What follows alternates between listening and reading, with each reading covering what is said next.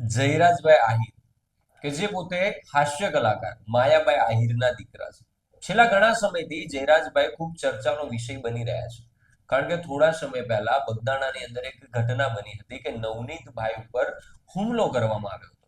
અને કોળી સમાજનું એવું કહેવું છે કે આ હુમલો કરાવ્યો છે જયરાજભાઈ આહિર. તો મિત્રો આજે આપણે આ ઘટના ઉપર વાત કરવાની છે, તો બને રહેજો વિડીયોના એન્ડ સુધી.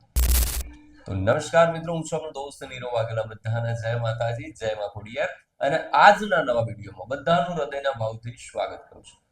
મિત્રો, ગુજરાતની અંદર જ્યારે પણ કોઈ ઘટના બને તો કોર્ટ એનો ચુકાદો લાવે ને એના પહેલા તો ગુજરાતની પબ્લિક જ નક્કી કરી લે છે કે કયો વ્યક્તિ ખરાબ છે અને કયા વ્યક્તિની ભૂલ છે, કયો વ્યક્તિ આરોપી છે. અને એવી જ કંઈક ઘટના બની છે આ બગદાણાવાળી ઘટનામાં. જયરાજભાઈનું નામ છેલ્લા ઘણા સમયથી આપણે પબ્લિકલી જોઈ રહ્યા છીએ કે ભાઈ જયરાજભાઈ ખોટું કર્યું છે, જયરાજભાઈ ખોટું કર્યું છે.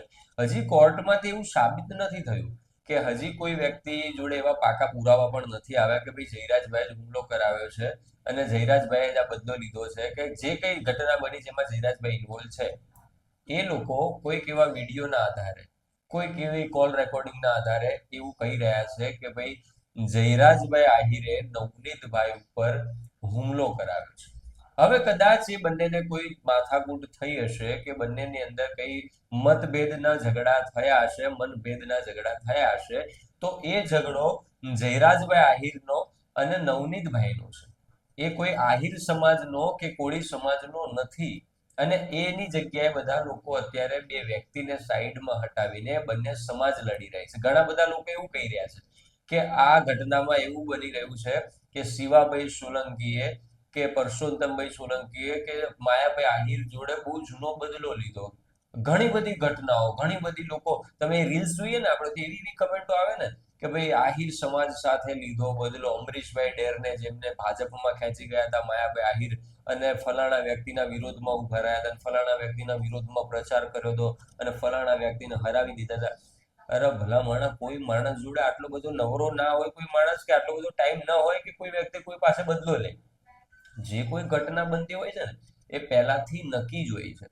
અને હું તો એ પણ કહેવા માંગીશ કે નવનીતભાઈએ જે માયાભાઈ આહિરને માફી માંગવા માટેનો કોલ કર્યો હોય કે કેમ, એ રેકોર્ડિંગમાં સ્પષ્ટ નથી થતું. એ બંને ખાલી વાત કરી રહ્યા છે કે તમે જે કાલે જાહેરાત કરી એ તમે અલગ વ્યક્તિનું નામ લીધું છે, જ્યારે કોઈ હજી ટ્રસ્ટી મંડળમાં ટ્રસ્ટી પદ ઉપર અત્યારે કોઈની નિમણૂક થઈ નથી. તે બંનેની વાતચીત હતી. એમાં ક્યાંક ને ક્યાંક માયાભાઈને એવું લાગ્યું હશે કે ભાઈ મારાથી આ જે જાણતા અજાણતા ભૂલ થઈ છે, તો એમને ઉદાર દિલથી એમને વિડીયો બનાવીને મૂક્યો. તો એનો મતલબ એવો નથી કે કોળી સમાજ માયાભાઈને ઝુકાવવા માંગે છે કે આહિર સમાજ નવનીતભાઈને ઝુકાવવા માંગે છે.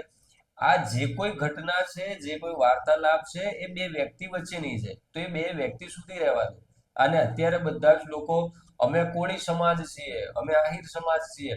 ઘણા કોલ રેકોર્ડિંગ તો મેં એવા સાંભળ્યા કે જે ઉત્તર ગુજરાતથી જે કાઠિયાવાડી સાથે બે અલગ અલગ સમાજને, એક સાઈડ આહિર સમાજ છે, એક સાઈડ કોળી સમાજ છે, લડી રહ્યા છે. હવે એ મને ખબર કે ત્યાં સુધી આહિર સમાજનો એ જે વ્યક્તિ હશે એને માયાભાઈ નહીં ઓળખતા હોય, કે કોળી સમાજનો જે વ્યક્તિ છે એને નવનીતભાઈ નહીં ઓળખતા હોય.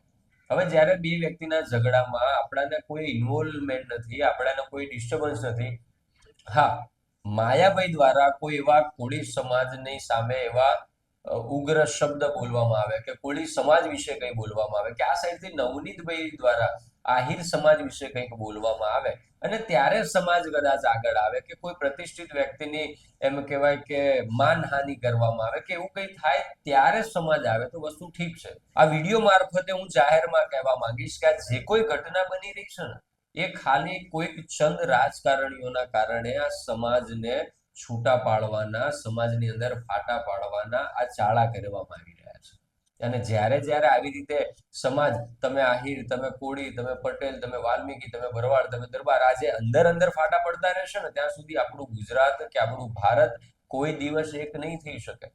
એટલે બધા જ લોકોને હું દિલથી નમ્ર વિનંતી કરું છું કે જેટલા પણ લોકો અત્યારે જયરાજભાઈને એક આરોપી તરીકે જોઈ રહ્યા છે, કે નવનીતભાઈને એક આરોપી તરીકે જોઈ રહ્યા છે, કે કોળી સમાજ વિશે લોકો ખરાબ બોલી રહ્યા છે, કે આહિર સમાજ વિશે લોકો ખરાબ બોલી રહ્યા છે, તો એ બધું જ આજે ને આજે તમે બંધ કરી દો. કારણ કે ક્યારેક ને ક્યારેક તમારે લખવું હોય તો લખી લેવાની છૂટ છે કે ક્યારેક ને ક્યારેક આ બંને વ્યક્તિ વચ્ચે સમાધાન થઈ જશે અને નજરે ચડશે આખો સમાજ.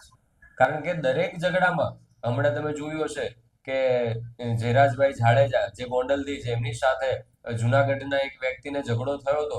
જ્યારે ઝઘડો થયો ત્યારે એ વ્યક્તિએ ઘણી બધી રેલી કાઢી હતી. જ્યારે ઝઘડો થયો ત્યારે ઘણા બધા ઉગ્ર શબ્દથી એમનું અપમાન કર્યું હતું અને ઘણા બધા ઝઘડા કર્યા હતા. પણ હમણાં થોડા સમય પહેલા એક એવો વિડીયો આવ્યો કે બંને વચ્ચે સમાધાન થઈ ગયું છે. તો હવે જ્યારે એ બંનેના ઉકરાણા લઈને જે બીજા લોકોએ ઝઘડા કર્યા છે તો એ તો ખોટું જ બન્યું હશે. એ લોકો તો ખોટા સમાજની નજરે જ ચડ્યા હશે. તો આ સમગ્ર ઘટનામાં આહિર સમાજને અને કોળી સમાજના તમામ લોકોને હું ખાલી એટલું જ કહેવા માંગીશ કે આ જે કાંઈ ઝઘડો છે એ બે વ્યક્તિ વચ્ચેનો છે તો એ બે વ્યક્તિ વચ્ચે રહેવા દો. સમાજને અંદર ઇન્વોલ્વ ન કરો. કારણ કે જ્યારે સમાજમાં આવી ઘટનાઓ બનતી રહેશે ત્યારે આપણા બધા જ સમાજની અંદર એવા અલગ અલગ ફાટા પડવા મળશે.